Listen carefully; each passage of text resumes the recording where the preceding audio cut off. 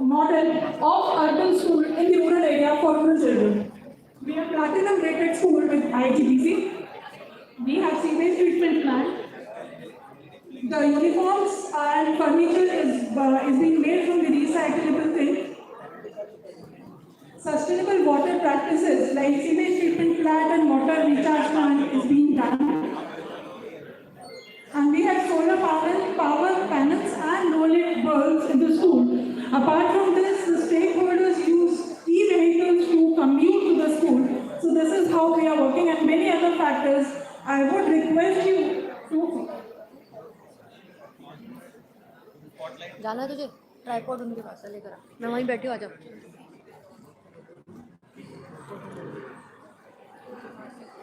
Inside sales. Next.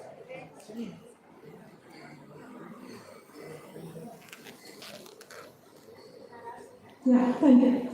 Empowering rural children by imparting quality education through Jnana and Vidyalaya. So we would like each and every, as we have, I see many educators here, you can definitely visit our school. It is a model school for the sustainability practices in rural India. Now we come to the mental care program, which directly connects with NEP.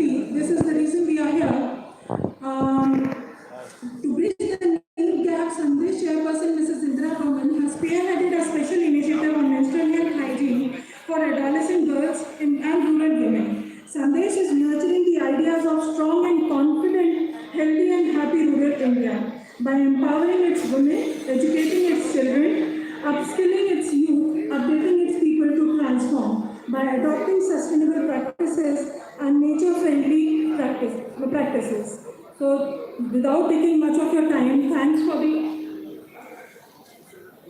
the support of patience of listening me. You can please connect with us at Sunday on our website. Thank you so much.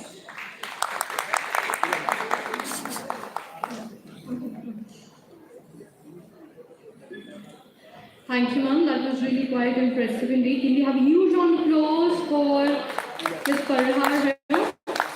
I would now request Ms. Tanushree Dev, Coordinator Learning Solutions at Entab, and Shaji Thomas, sir, one more time to please come here on the dais and proceed forward to definitely give you forward the token of respect. And we are thoroughly delighted to welcome you here, ma'am. Thank you so much for gracing us with your humble presence and supporting us. Please accept this token of gratitude from our end. Everybody, can we have a huge round of applause, please?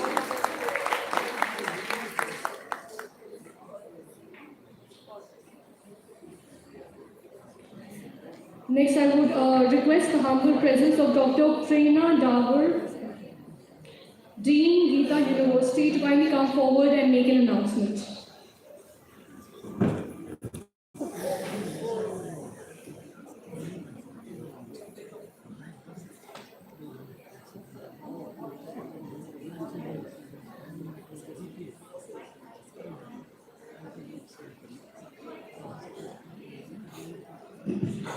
A very good afternoon. I'm Dr. Prerna from University Partner, Geeta University. Just here for one announcement.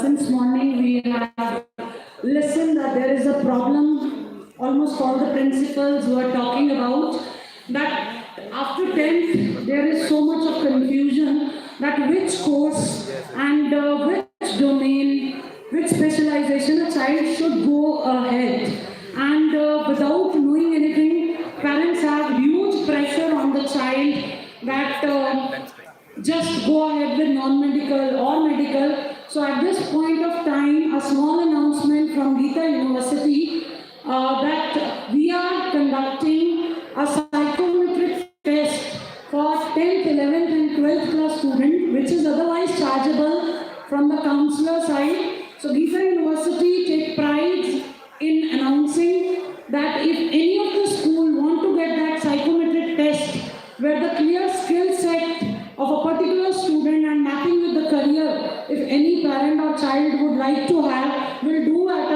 as a part of our CSR responsibilities, and it would be a privilege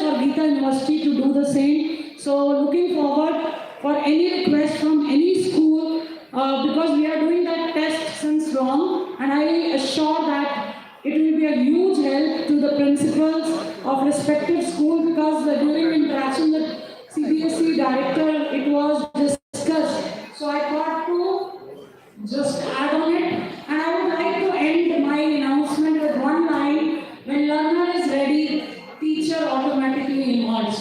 So all the questions which were asked, answer lies in us, and I believe we are the creator of all solutions to all the problems. Thank you so very much for giving me this time. Thank you, Entab. Thank you, ma'am. Moving forward to our next segment, I would request the humble presence of Mr. Saji Thomas, sir, and Mr. Lawrence to please come forward and get ready to welcome the next most eminent personality who has graced us with his humble presence here today.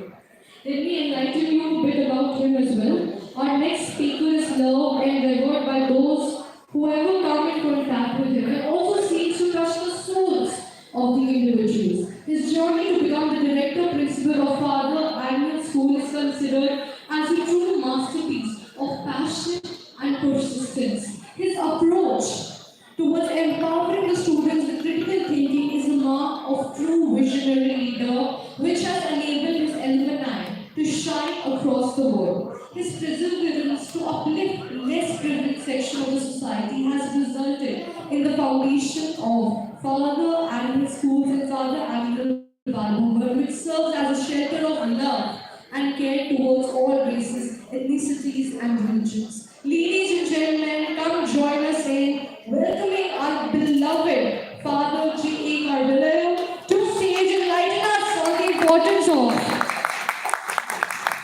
So please come. Reforms in K-12, education laws. We are thoroughly delighted to welcome Father. Thank you so much for coming in here and gracing us with your humble presence. And we are thoroughly thrilled and delighted.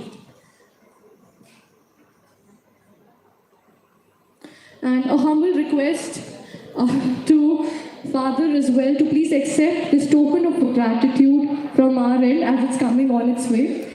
But before that, I do have a question for you, and I would like to ask you this very humbly and with due respect, that you have given so many of your years, for the upliftment of the youth, for students, to understand their perspective in life and give them a direction, right? So, Father, I would like to understand, how has your journey been over the years, and what is that one key point you think is very essential for students to understand so that they can be more goal specific? When you work with youth, you rock all the time, okay? Thank you. Thank you so much. Please accept this token of gratitude from our end. And I would ask Father to please come forward and enlighten us with his words of wisdom now. Good afternoon. I know we are an hour and a quarter behind time, and I know this lunch time not good for anyone, but I don't want to make a mistake. Fools rush in where angels fear to tread. I dare not teach the educated. So please relax. I'm not going to educate you, who's all educated. Dr. Emmanuel gave us an insight of what MEP is all about. I was scared that after he spoke, what would I say? But thank God, he said it himself, that our education system sucks. Why is it so? He said that in so many words, he said that. The question is why? We're getting 60-70% of our students are securing 90% plus. What else do you want? In 2008, when Barack Obama was elected, he said the biggest threat for America's future is India and China, because the education is better than us. So where is the problem of reforming education when our IITs are full? For every single student that we admit, 1,000 students are rejected. All the schools in towns are full, going over, bringing over. So where is the problem? Why this thing was given to the importance of pedagogical reforms? Why do we need reforms? Do we need reforms at all? We are a vibrant economy. They're talking about reaching 5 trillion people as if it is something that is going to change anything for us. We are dancing around that we have overcome UK as the third biggest economy, the greatest economy in the world, as if it is going to add anything to us. Let us jump over it. Let's be happy over it. I'll tell you something else. In the USA, in 2021, 178,000 patents were registered. In Japan, 48,000, in China, 28,000, and India, 1,058. Kudos for our education. In every educated country, the scientific development is proven, demonstrated by the number of patents that you register. Because patents talk to you about ideas. Patents talk to you about innovation. Patents talk to you about the change of doing things. Patents talk to you about or demonstrate to you there is education happening out there. But all of us are very good with what we are doing. So what's wrong with us, what we are doing? I'll give you a very simple example. And I love doing this in public. And I'm sure you're going to, if you had stones or tomatoes, you would throw at me. Suppose I have a bowl, a sweet meat in my hand, and another one in this hand, what we normally call laddus in our language, okay? I have 2 laddus and I tell my children, see, this is maths. 1 plus 1 is 2. Excellent, very good maths. I put these 2 sweet meat balls together and it becomes 1. What has happened to 1 plus 1? What happened to our maths? Does anyone have an answer here, please? What happened to our maths? I don't want an answer. This is what we teach our children. This is what we teach. If I throw a tumbler on a hard floor, it breaks. If I throw it on a carpeted floor, it does not break. And we call this glass is breakable, and a plastic or a plastic tumbler is unbreakable. Do any of our children understand what they have learned? What truly they have learned? So we are talking, friends, about not knowledge, about competency. Now what is competency? What are we talking about? And what is it? Have we ever been trained to do that? Long ago, or even today, people believe that our children have to go to school because they will become civilized. They'll have skills. Long ago, a great writer, you know him, Jean-Jacques Rousseau, wrote a piece called the Nouvelle Héloïse. And he said, no human person needs to be educated because he has enough in himself or herself to grow up to his fullest potential. So what is education doing to us? Why are we educating our children? And why are we here? I'm sure all of you know why you are here.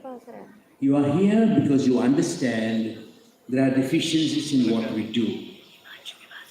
There are children, our students are getting 90% marks and they can't get into our college.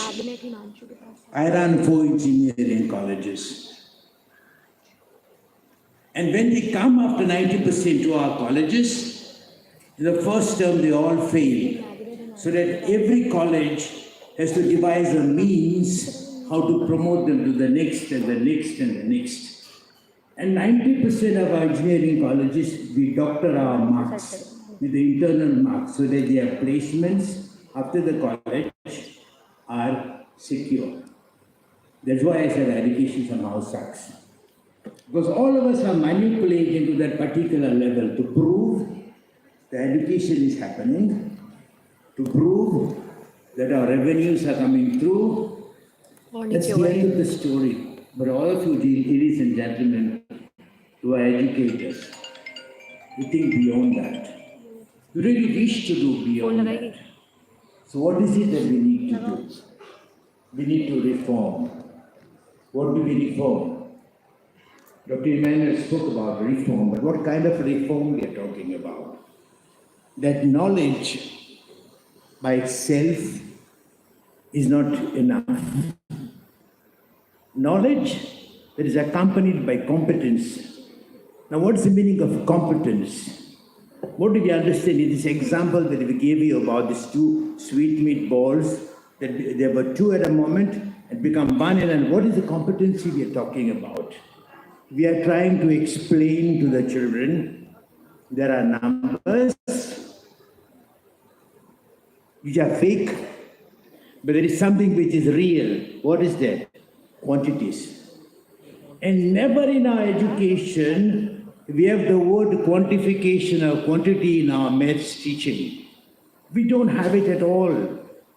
So what do we teach our children? We teach them the tables. That's why Barack Obama is saying India and China will overtake us someday.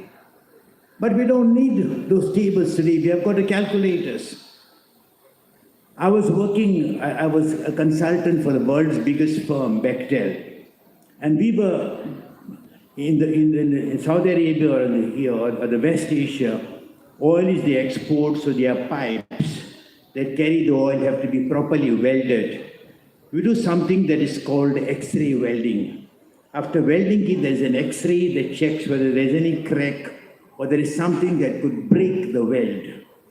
Now, all our Indian engineers would come there and say, we do this, I need to do that, I need to do what's called the polarity, blah, blah, blah. But my American consultant, who was fourth class, he would ask them, can you weld? Can you weld it, please? And they can't weld it. So whereas the idea of having a BTech or MTech does not allow you to do what you supposedly learned. And you go, look at all the people who we employ after engineering into TCS, Infosys, or Wipro. What do? They are all learning everything again. Because all that they have learned in the college and school is useless for them.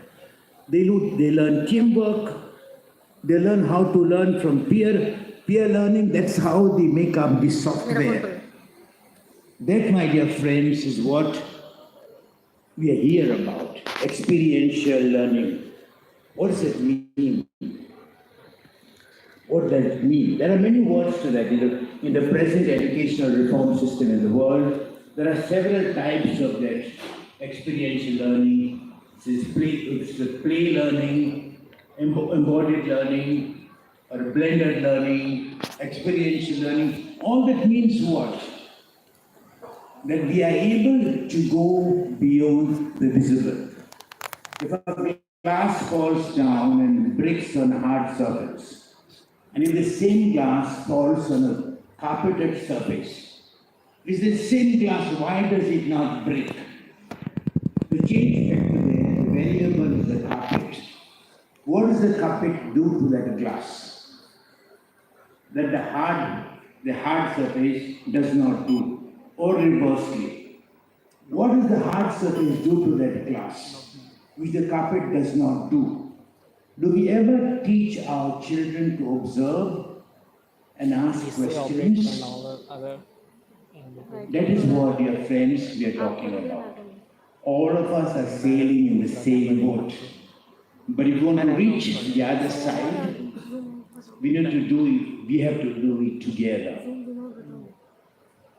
Capacity building of our teachers to start questioning on how do we question. The best way, create what is known structured learning. What is structured learning? They're big words nowadays.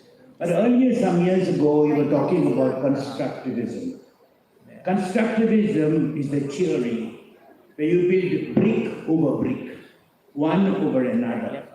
It is the same constructivism today on which the machine learning is based.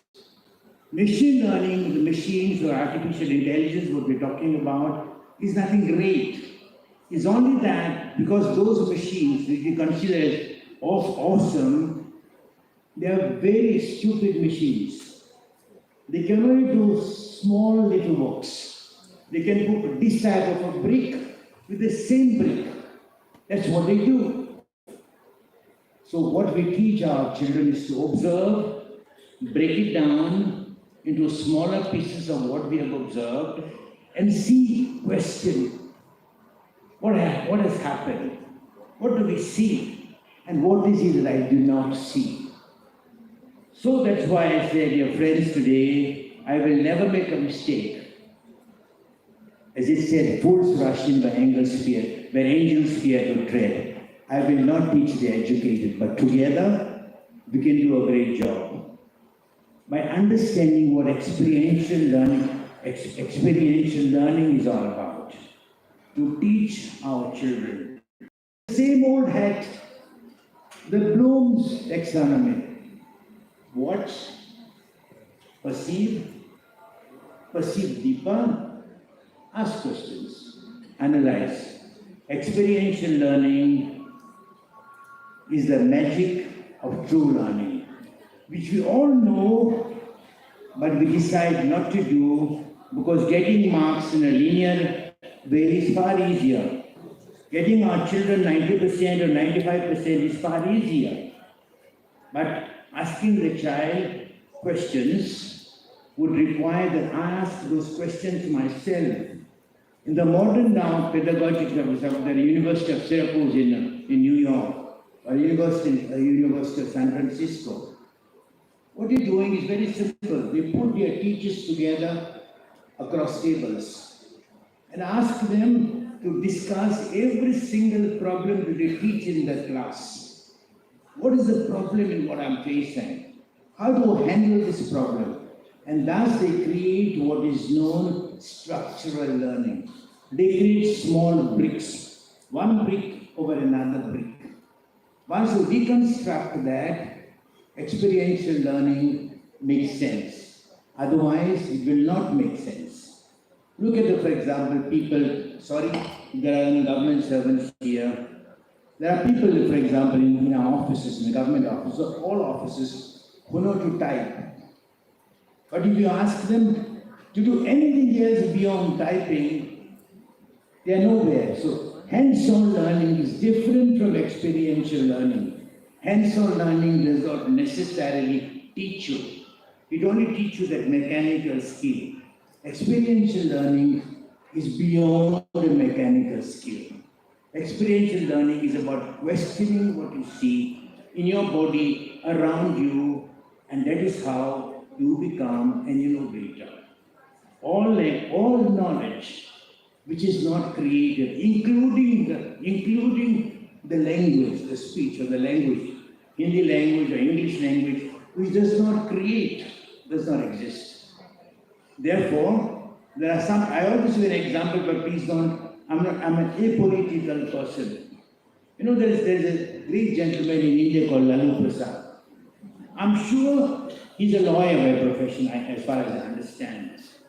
And I'm sure he knows English. But when he uses an English word to describe something, he uses the best word because he has got imagination. Imagination brings creativity. Creativity makes better language. That, my friends, is what we're asking you to do. So dive deeper into the experiential learning of Entab. Come on, take over.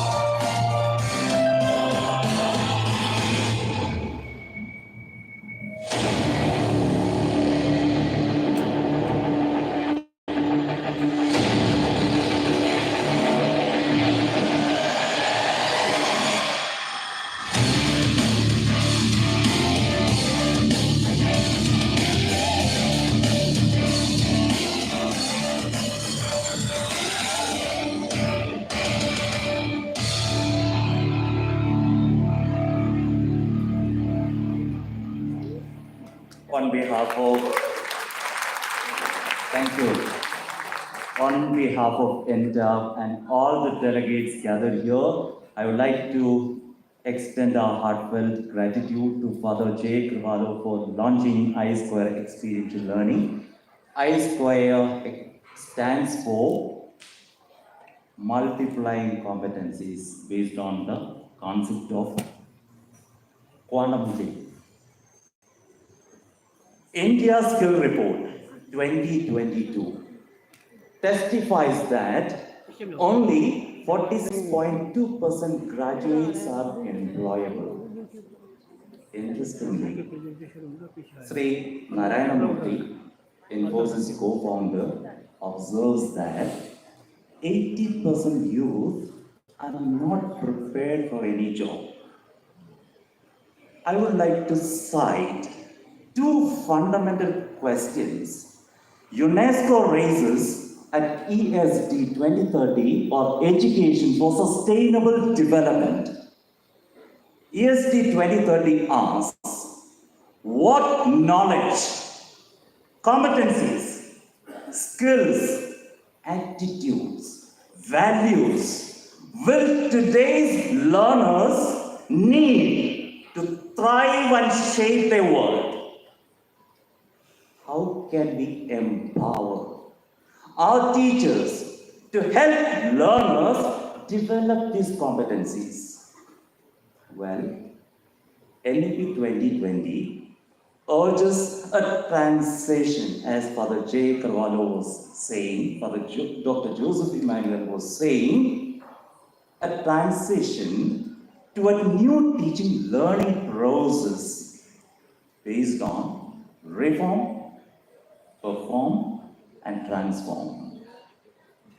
How can we shift the emphasis of school education from scoring to knowing, understanding, applying, analyzing, evaluating, and creating Bloom's taxonomy of learning? The new pedagogical reform encourages an activity-based, inquiry-based, research-based, and participatory collaborative learning style that integrates 21st century skills and competencies and also instills values for good citizenship.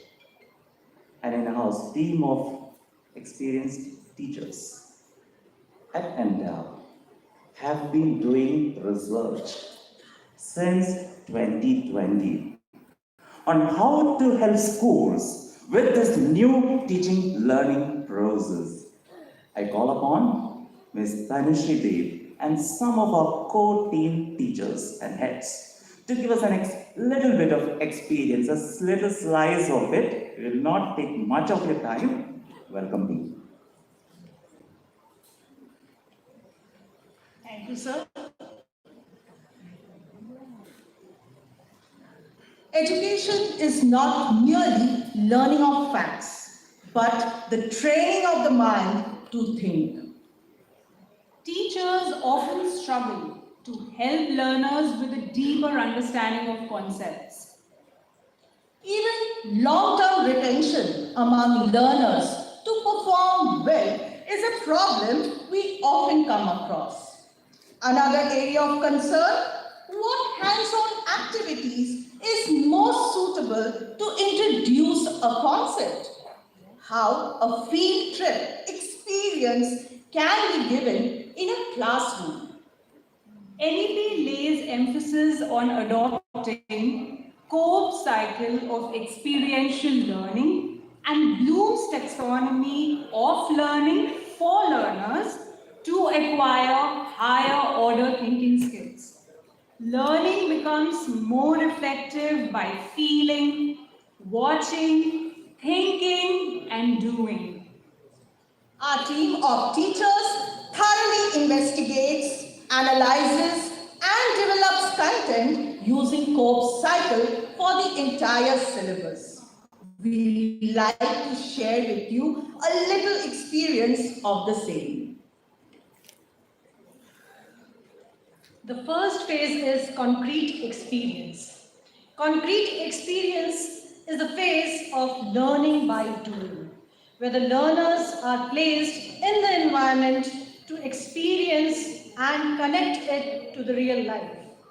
Let's have a glimpse of it.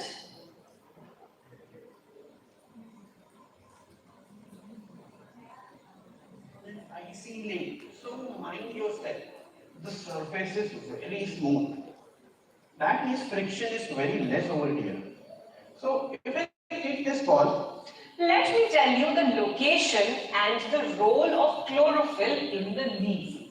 For that, let me show you the internal structure of a leaf. This is how a leaf looks like from the inside. But still, it is popularly known as the powder bridge. You all must be knowing a bridge must distribute forces evenly or it will collapse. Triangles are one of the best shapes for distributing weight.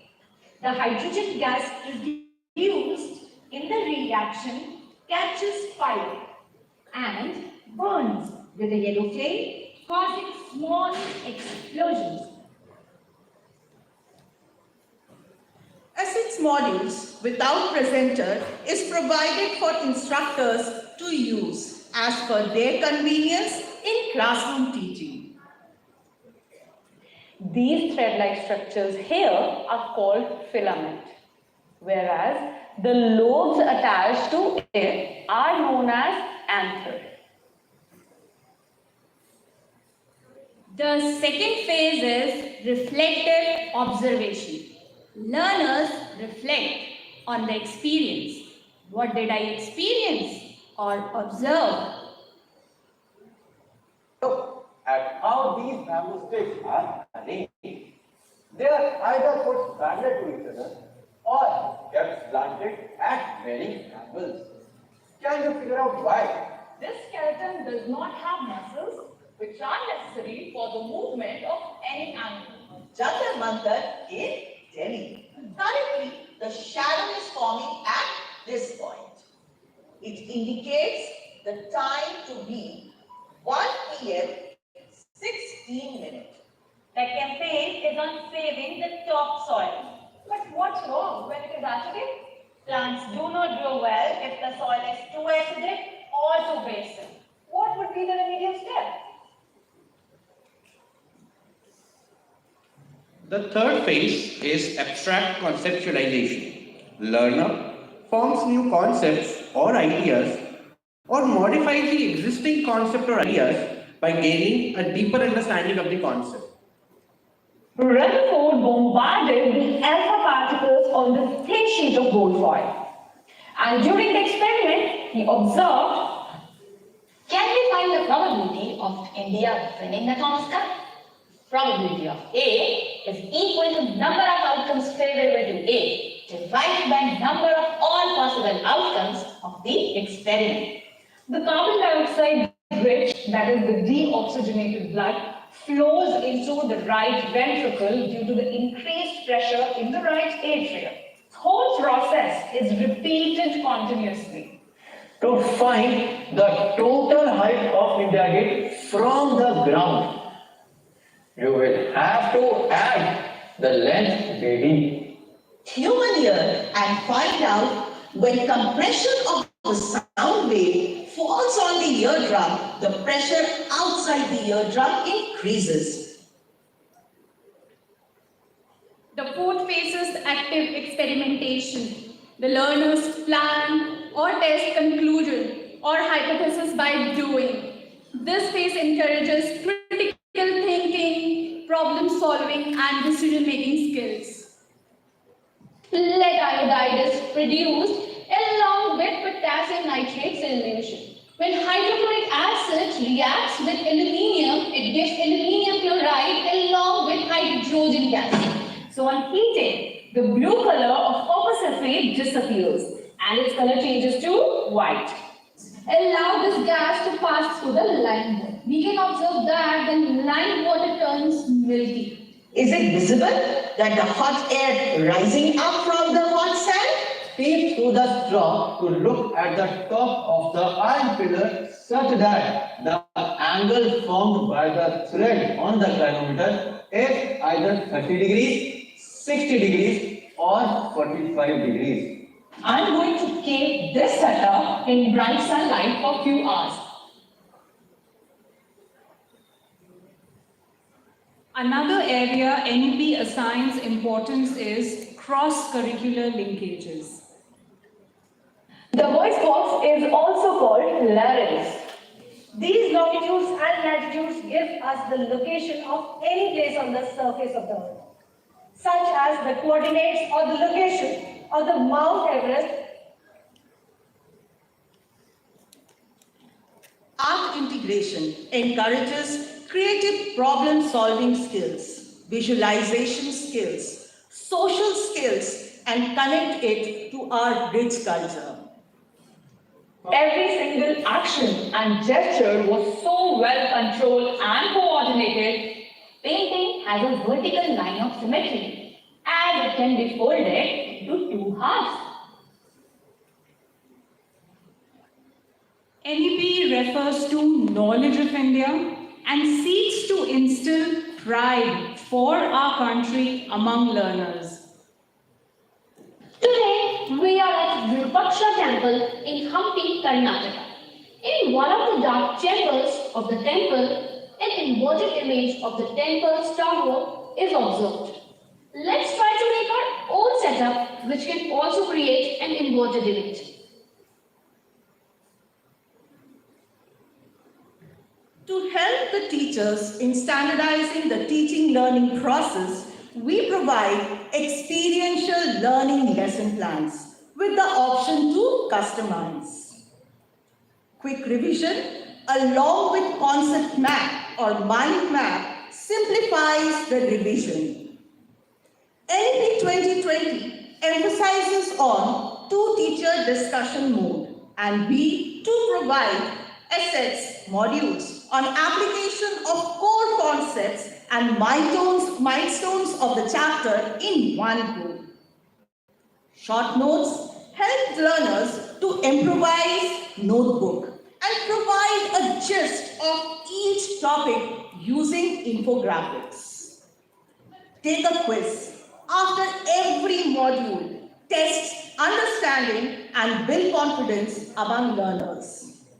Computer-based assessments include ready-made worksheets, both objective and subjective for practice. Design your question paper from our question bank strictly follows the latest board pattern.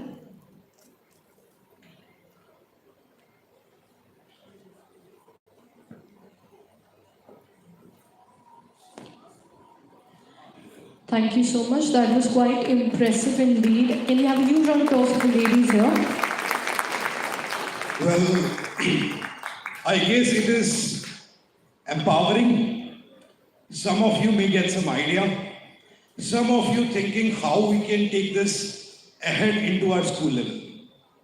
Allow me a minute's time, but before we get into the minute thing, let's do one small activity of 30 seconds. All of you, I want to focus on screen and give me the quick answer as fast as you can. Can I have the screen slide? Let's do it in 5 seconds. 5, 4, 3, 2, 1. Random answers, please. 9,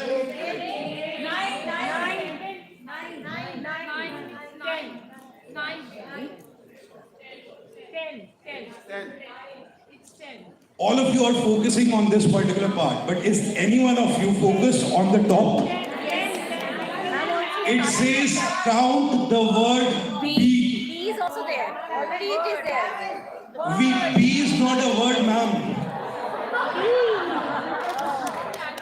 So when we talk about the structure, the discipline, and the empowerment, we need a blueprint.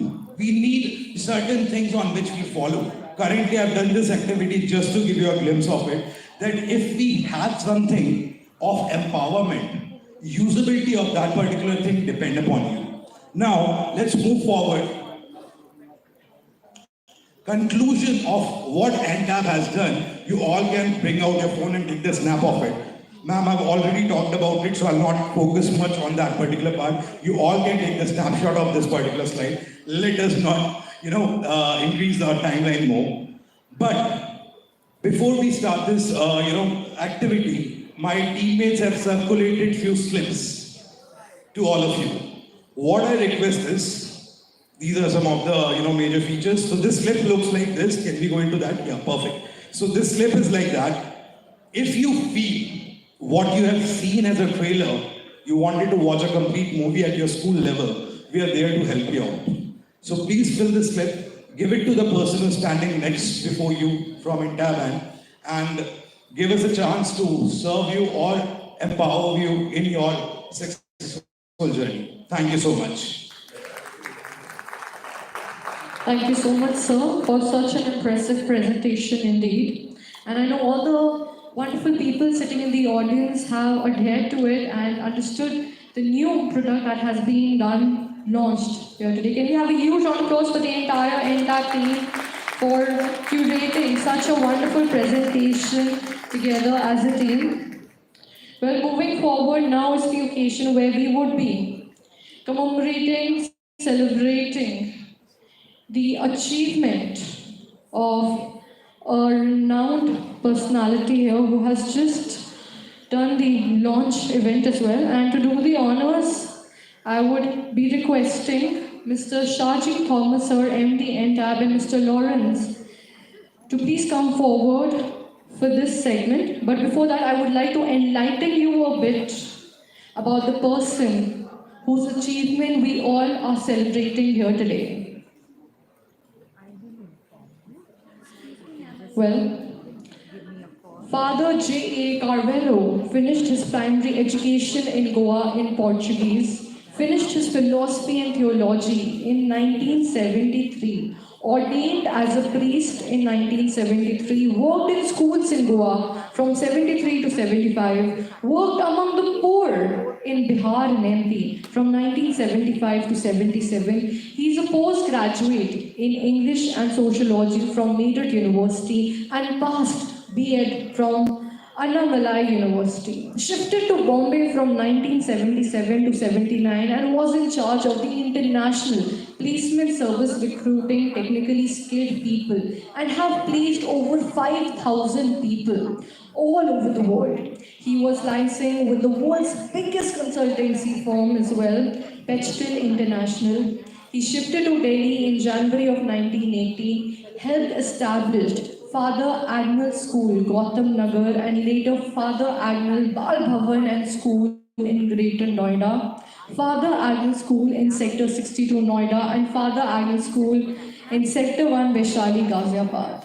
He has been the founder principal of Father Agnel School, Delhi, and is holding the position of director now. He is known for his affection for students, very open, democratic approach to any decision making, including by the students. The school, parliament, makes its own decisions, handles its own finances, is responsible and accountable for what they do. Father Agnel School is one of the first schools in India to do computer-aided learning and is a pioneer and was selected by Intel International as the best school in India-Asia region in software development. Father has also run roadshows for Intel International all over the country, speaking to government officials, principals, IT professionals of technology in the classrooms. He has to his credit several articles including the NCRT monograph on technology and other writings on sustainable development. I could go on and on about Father, but we all know that he is truly a very, very endearing personality and he's here with us and it is our job to commemorate his achievement on the stage right here, right now. So without further ado, once again, I would request Mr. Shaji Thomas and Mr. Lawrence to please come here on the stage. And I would request the humble presence of Father as well. Can we have a huge round of applause for such an inspiring, inspirational personality here. And hereby we give out the Lifetime Achievement Award to Father. Can we have a huge round of applause? I want people clapping there at the back as well, because the louder you clap, the more of your good wishes and blessings teach him. And he will be more motivated to work harder for the youth. Father, before you leave, I would like you to say a few words and address the audience as well. How are you feeling right now? There is a saying in Latin, Quid nimis dixit, nihil dixit. The one who speaks too much says nothing. So don't believe all that you say, okay? Our life is more than that. Our commitment, our passion for the other is what makes our human life beautiful. Thank you. Thank you so much, Father, and keep inspiring and motivating the youth.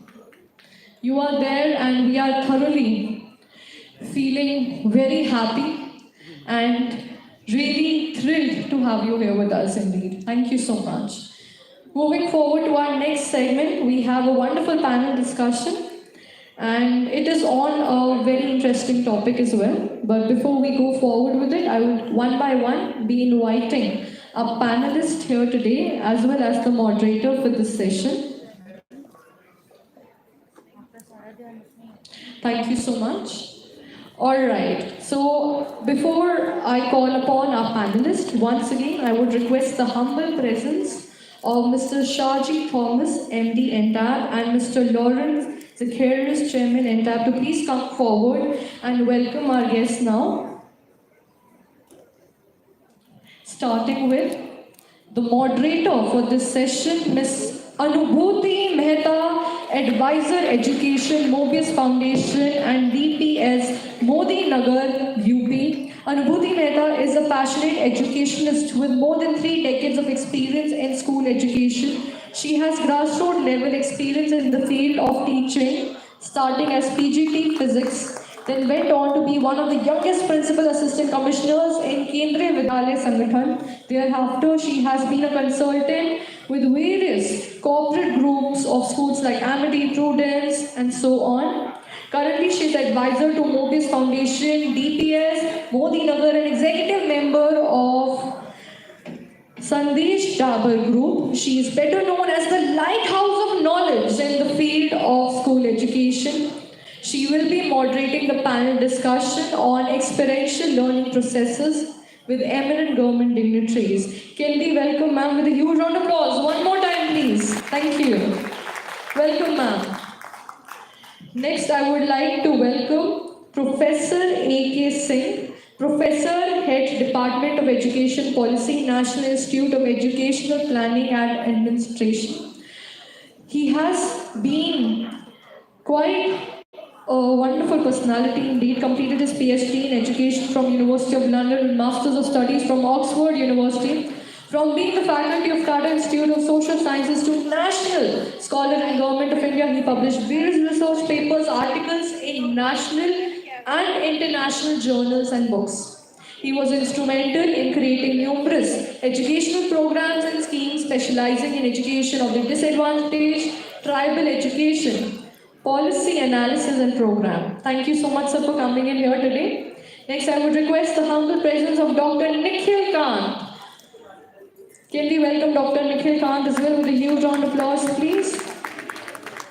Deputy Director, All India Council for Technical Education, Government of India. He has been recognized as climate reality leader by the renowned Nobel laureate Mr. A.L. Gore, former Vice President USA. His diversified experience in various branches of Government of India has earned him various accolades throughout his journey. His immense knowledge in the field of education has resulted in the publication of numerous papers, earning him the Best Paper Award by AGBA IIT Delhi. I am Rohtak. Welcome, sir. Can we welcome sir one more time? Thank you, sir, for coming in. Next, we have with us Dr. Rajiv Kumar Singh, Director Academics, NIOS Development, MHRD, Government of India. Our next speaker here, who has been exclusively involved in planning and development of school education system for more than 20 years. He's also the member of National Focus Group on National Curriculum Framework of Adult Education. He's the prestigious member of numerous core groups under Government of India. Thank you so much, sir, for coming in here today. Next, I would welcome Ms. Preeti Arora, Additional Director, Secondary Education, Joint Secretary.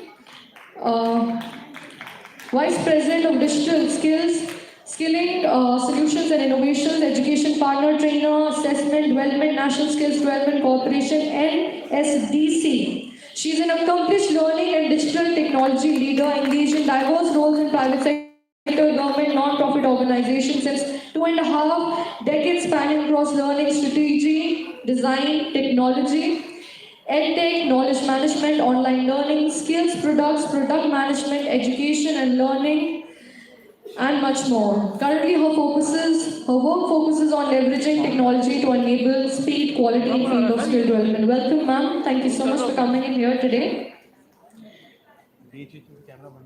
And that will be all. I would request the moderator of the session to take the lead. And can we once again have a huge round of applause for our dignitaries here on the DS, please. Thank you. Good afternoon, everyone. The most difficult task has been given to me. The lunch is served, so I hope I will be able to make justice to it. Due to rain, some of the panelists could not make it, so my panel has shrunk, but the spirits are very high. So after seeing your smile, I think it will help me to continue with the discussion with the key portfolio holders in government at various places. So let me start today's session with a brief introduction. Since morning, we have been hearing about the term experiential learning. All of us who are from the field of education are very well aware about this term. This is not a new term for us. The modes of implementing experiential learning may have changed, but we have been practicing it over a period of time. My memory goes to the ancient time when Gurukul system came into existence that was purely based on the outcomes of experiential learning. Due to the implementation of Lord Macaulay's infamous education policy, the backbone of Indian education system broke in pre-colonial era. So after independence, all the efforts were made to revive that. And now in 2020, when national education policy came into existence, all the educationists were very delighted to have a child-centric education, the learner-focused education. So in today's discussion, panel discussion, we will set the ball rolling by asking the government functionaries that what kind of policy implementation directions are going to come to us over a period of time. So my first question goes to give me a time because so many panelists, but questions have been raised. My first question goes to Dr. Rajiv Kumar Singh, Director, Academics and IOS. Sir,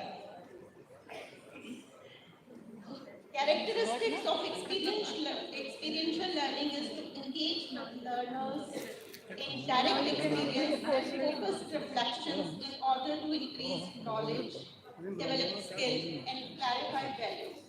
But since you come from NIOS, that is a national open school, wherein you are not in touch with the direct students. So at NIOS, how do you promote all characteristics of experiential learning so that students pass out from NIOS are part of mainstream employable?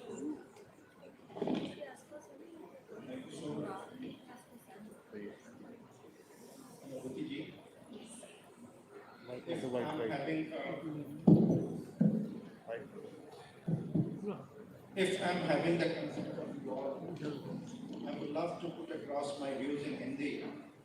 However, like you all, I'm also the victim of post-colonial period. Then in between, I might be using अंग्रेजी के कुछ शब्द. आपने बड़ा अच्छा सवाल खड़ा किया है यहाँ पे.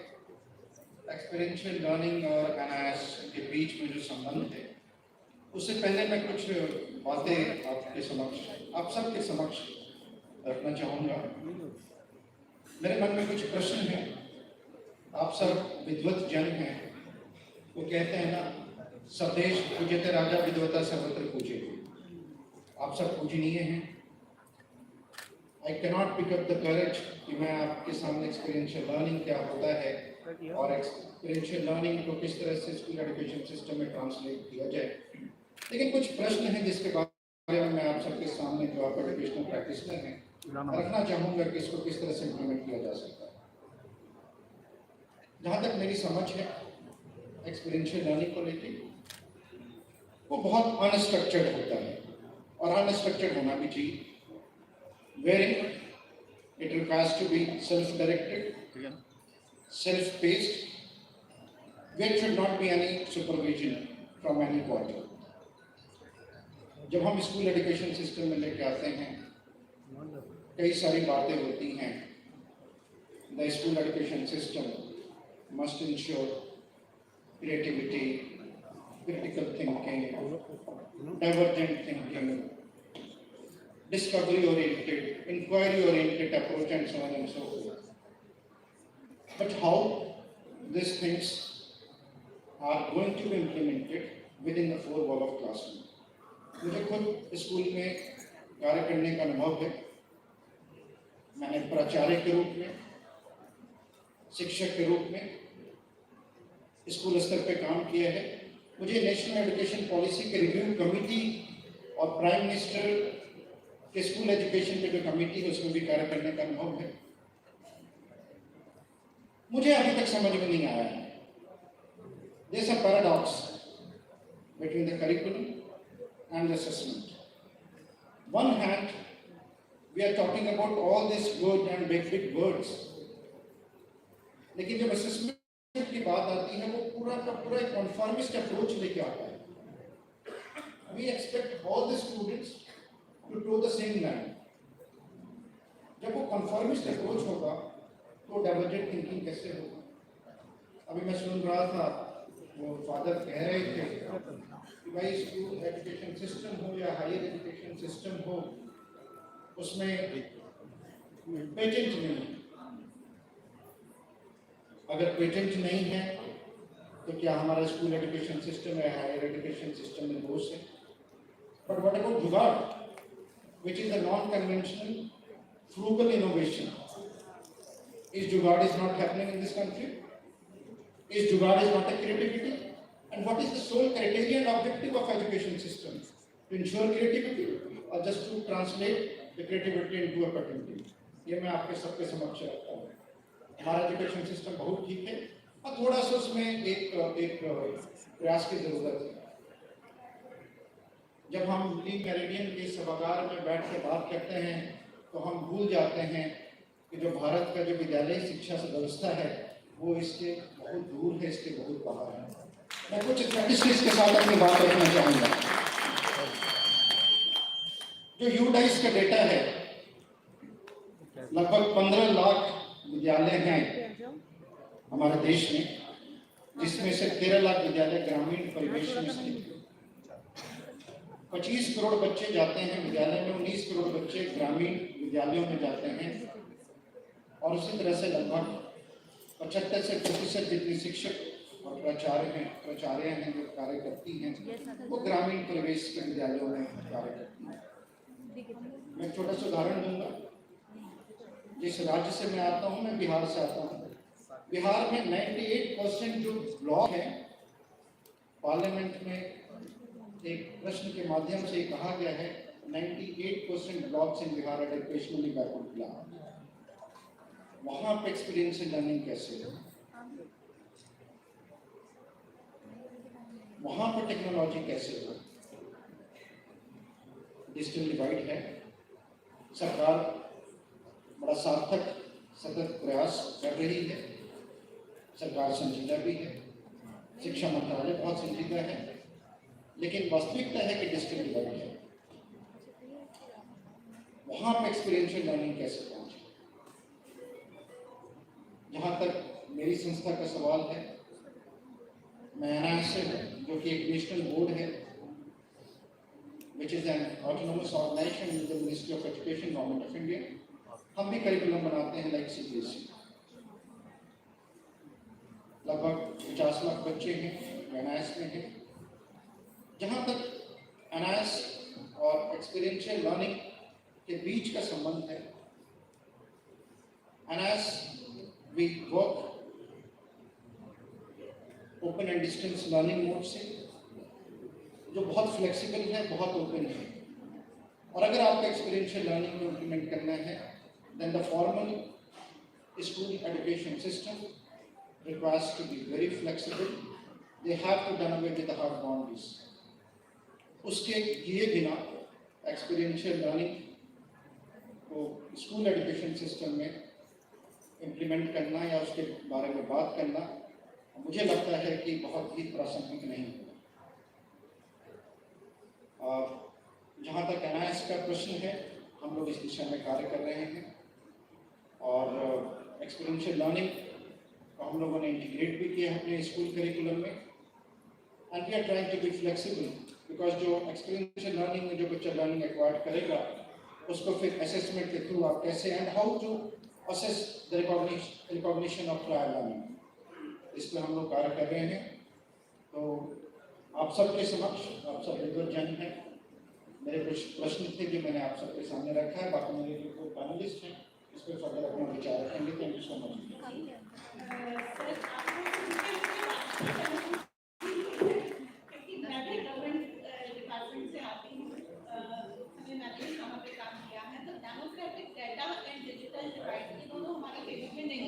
ये मुझे समझ आता है, बट इस समय इस ऑडियंस को हम एड्रेस कर रहे हैं पब्लिक स्कूल से आते हैं, इनके यहाँ पे ऐसी कोई परेशानी नहीं पाई जाती. मैं थोड़ा सा यहाँ पे I am a government representative, तो I have to look beyond this elite public schools. और मैं इसमें देखिए बड़ा प्रासंगिक भी है. I had my schooling from a Kendriya Vidyalaya. वहाँ पे शायद अभी भी है एक सॉलिटरी रिपर करके एक पोएम था इंग्लिश में. स्कॉटलैंड की कोई बच्ची है हैट पहन के, मैं बिहार के गांव का बच्चा, वहां मैं तो गेहूं की खेती देखता था. How could I connect with this Scotland?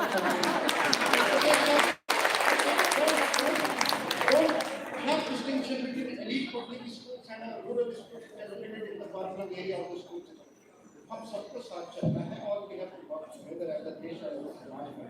और एजुकेशन सिस्टम अगर समाज में पंक्ति में सबसे पीछे खड़े व्यक्ति के एम्बिशंस को फुलफिल नहीं करता है, तो ऐसे एजुकेशन सिस्टम का कोई मतलब नहीं है.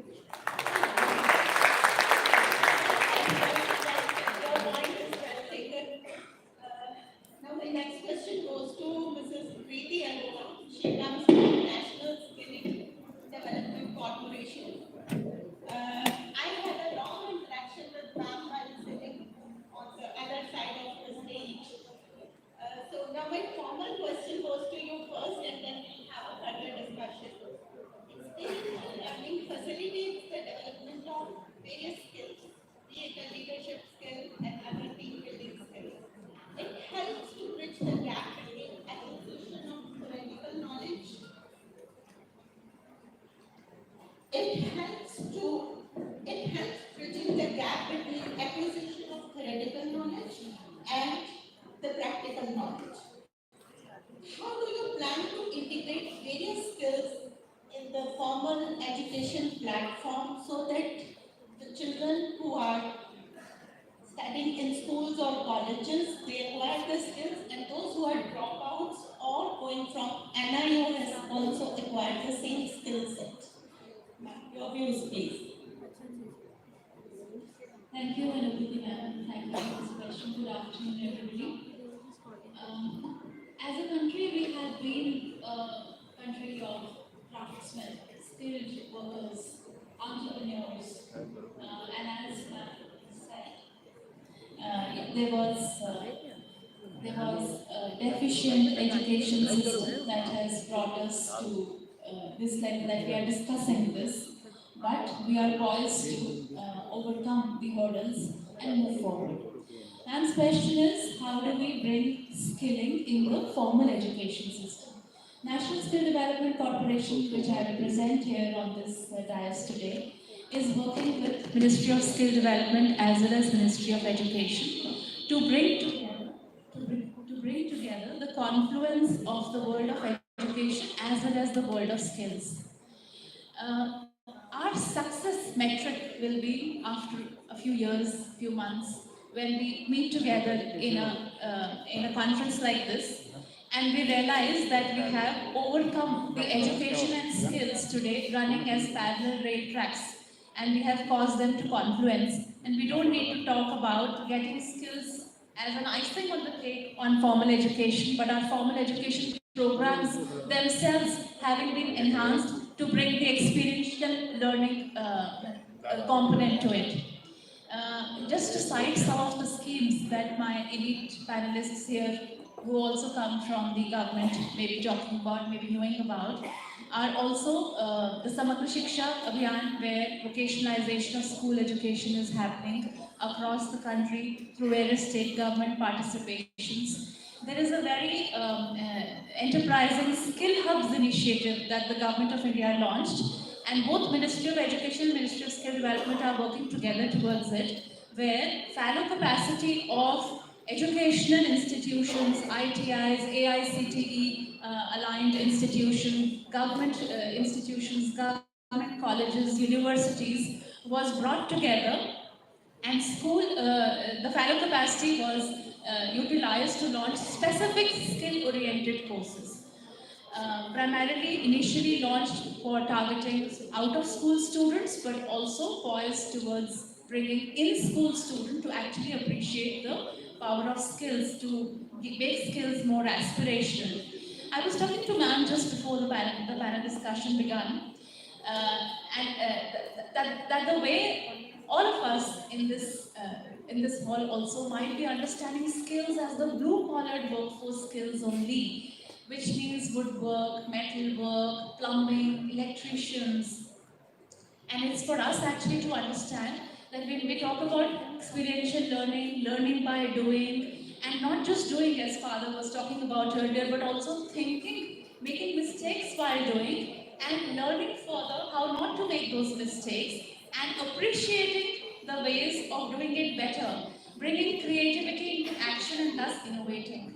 The basic respect towards skills is what we bring in the world of education, and that is what our National Education Policy 2020 also focuses by starting early in the form of bagless days, by bringing and there are talks of making the skilling subject as one of the main subjects, mainstreaming it along with English, science, social sciences, etc.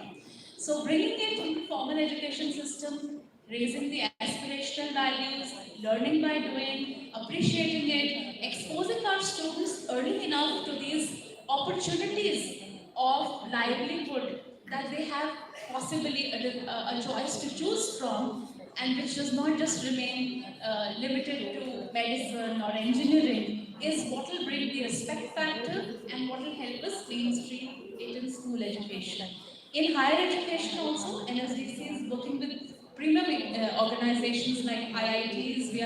We have already, in fact, it will be out very soon. We've already signed an MOU with IIT Mandi, the Vardha Institute, where we are bringing skill-focused courses together out, mainstreaming them as degree programs, in addition to degree apprenticeships, which I will speak in the next turn. I think I should give a chance to the other panelists also. Thank you, ma'am. Thank you, ma'am, for throwing light on the skilling sector you are working with. Now, my next question goes to a very important person in the entire chain, is Professor Nikhil Singh. Sir, he is head of the Department of Education Policy. So, this is what we see in the teacher education comes from here. So, sir, experiential learning objectives are known to us. As a head of education policy, what kind of changes you feel you need to plan in teacher education so that that is seen in the actual classroom? Well, thank you. Thank you very much for this question. Although I'm head of the education policy department, but it's not that, it's a university. In fact, I'm acting like teacher, so my answer would be more in the form of teacher rather than government representative. Well, I think the very topic of this summit, role of technology in experiential learning, has come because of the emphasis given by the new education policy, whereby it has brought this approach at the forefront. Approach is the very opening line that education is critical for achieving human potential. Now, this aspect, in fact, is very important because now we are thinking not just knowledge, but knowledge, skills, and values. So it's the approach that we have adopted to disengage from our colonial past, the kind of teaching strategies that we have adopted, these have to be thought through and reflected upon. And, I hear, I forget. I see, I remember. And I do, I understand. Idea here is the approach of this is very embedded in the experiential learning said by a Chinese scholar. The experiential approach which was there in the system, which even Gandhi at one time emphasized, now has to be thought through how to use this technology. Because technology somehow brings something, an element from outside. But technology, how technology can be used judiciously so that it is introduced at the right time, with the right content, with the right pace. And something that we have to think about. There has been increase in terms of e-content. A lot of materials have come, but there is too much of load, information load on that. It's only when the experiential learning talks about knowledge remains information unless you use that. And the speed at which, amount of which that you have to work upon this is very too much for the child. So you have to think the pace at which you have to take. So somewhere the pace of mode of transacting knowledge, acquiring knowledge has to be thought through. The classroom transaction procedure. One, education has been thought through so far from the point of view of classroom. How to use the classroom, how to go beyond the classroom, where the classroom exists outside and use that knowledge inside the classroom. The role of a teacher is more of a facilitator. So this has been given as a part of it. That's how the courses are designed and the context in which the whole new education policy is talking about, that you have to relate to the soil, the Indian soil, and where the Indian context, so that our students, they get more not only knowledgeable about their own country, but also feel attached to that. They don't feel that they have to go abroad to work in a particular software container abroad, but work for your own country and society from which you have come.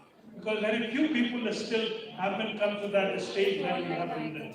So this policy in fact talks about that. Methodology of teaching, in fact, Arvindo said nothing can be taught. Idea here is that a student, it's the age of learning. So learning is the main mode, and teacher also has to be co-learner in terms of the whole process. So I think that is something one has to look into. So there is a paradigm shift in terms of the approach by using this experiential learning. So that's, I think, which is more meaningful, purposeful, which gives opportunity and which relates to the world in which we live.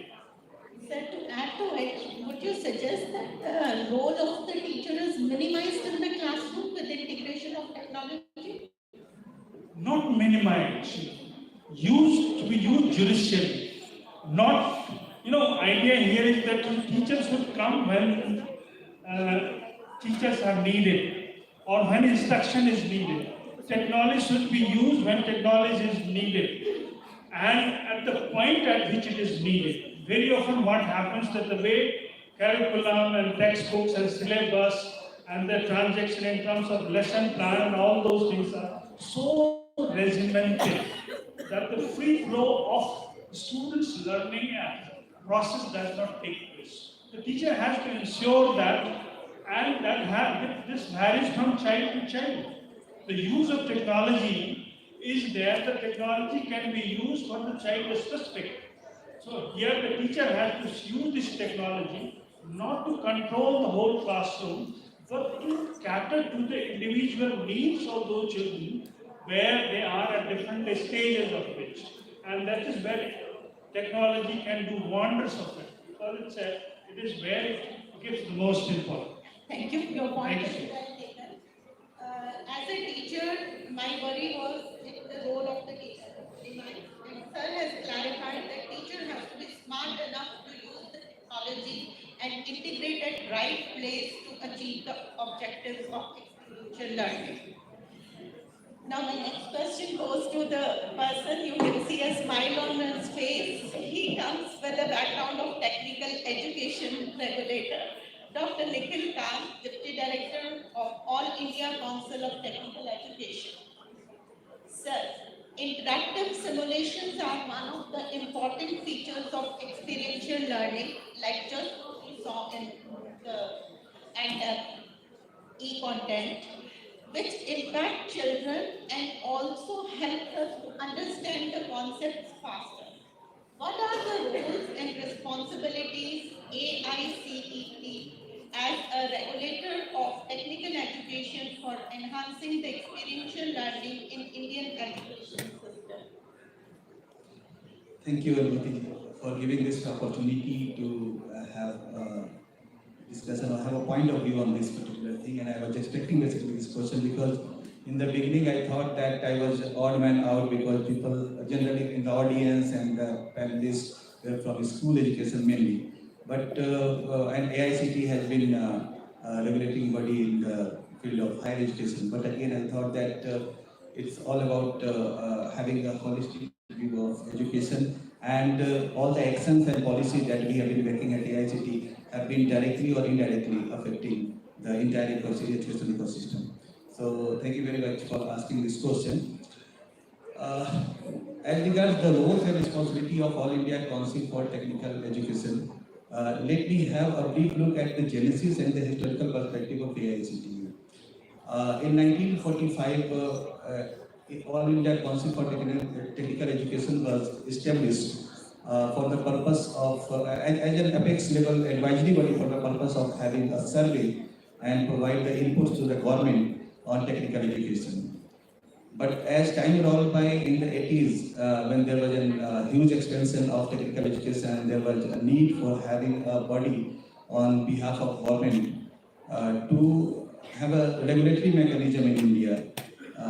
And that was also a recommendation of Education Policy 1986 that there should be a regulatory mechanism set up for the government of India. 1987 was the year when All India Council of Technical Education was given a statutory body status through an Act of Parliament. So it became a regulatory body. But that was not the end of the day. And as time rolled by, there was not only expansion but the emergence of different kind of technology. The technological advancement needed more support and assistance from not only government, from different stakeholders as well.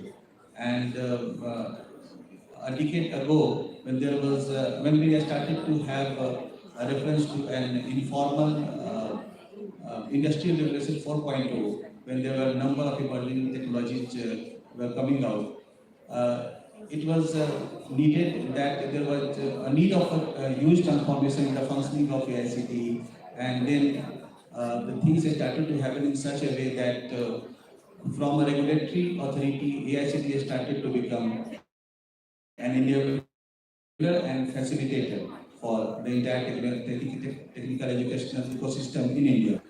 So that is what the roles and responsibility of AICTE has been so far.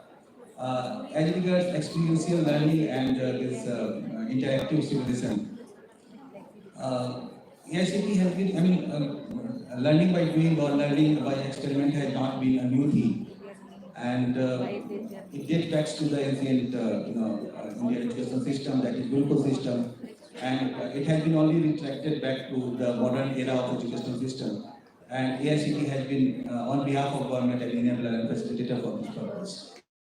There have been a number of policies and actions because of which we have witnessed the experiential learning component coming into the educational system.